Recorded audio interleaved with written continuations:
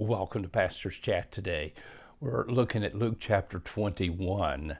And Jesus has been asked the question here by his disciples in verse 7, when will these things be?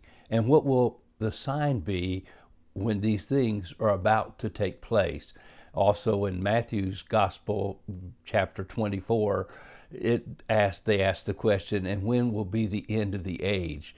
As he was asked these questions, they were looking over at the temple. And first, Jesus had said, this temple will be destroyed, not one stone will be left upon another.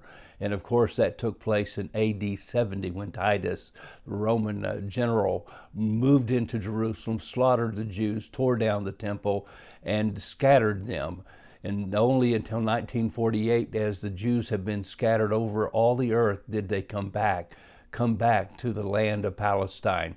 Now, Jesus is continuing to answer their question, but we got to remember, I've said it already, that these things that Jesus talks about, these signs and these things that are going to happen, are not basically telling us that the rapture is going to happen, but the return of Christ 7 years after the rapture is going to take place. And most of these signs have to do with the events in the book of Revelation.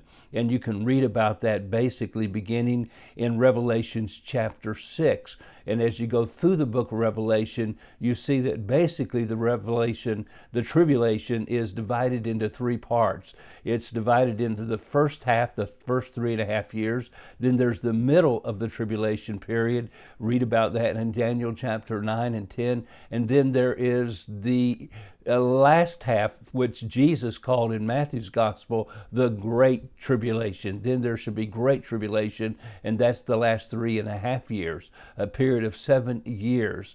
And these signs have to do with his return at the end when he comes in great glory and he judges all the earth and sets up his kingdom, his millennial kingdom. So keep that in mind.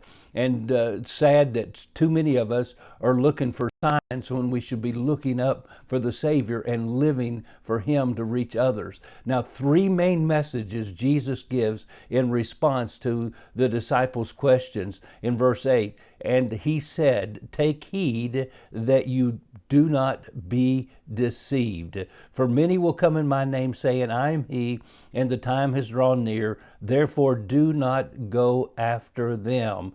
For when you hear of wars and commotions, do not be terrified, for these things must first come to pass, but the end will not come immediately.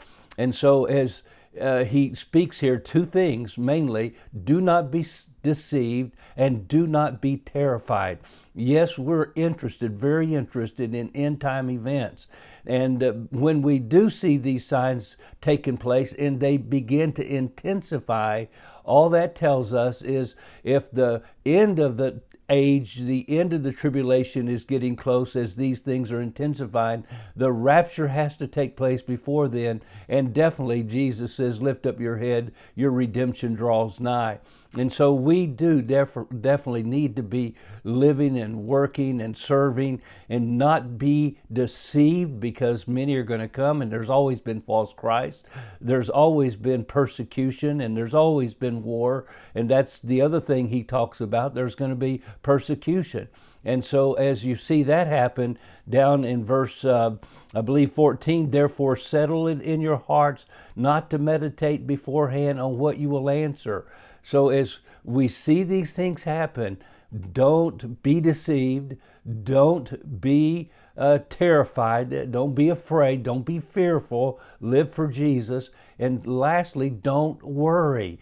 I love what he says, not a hair on your head will be lost. That doesn't mean people won't die. And in the tribulation period, believers will die by the hundreds of thousands. Yes, I believe maybe by the millions under the persecution of Antichrist. But my friend, you do not die when you know Jesus Christ is your personal Lord and Savior. You simply change places. And oh, he takes care of you, and not a hair of your hair will perish. And then in your patience, possess your souls. Look these verses over carefully. So don't be terrified, okay? Don't be worried, and don't be deceived today. Keep looking up. Jesus is coming soon, and we look forward to that day. Well, God bless you, and you have a wonderful, wonderful day.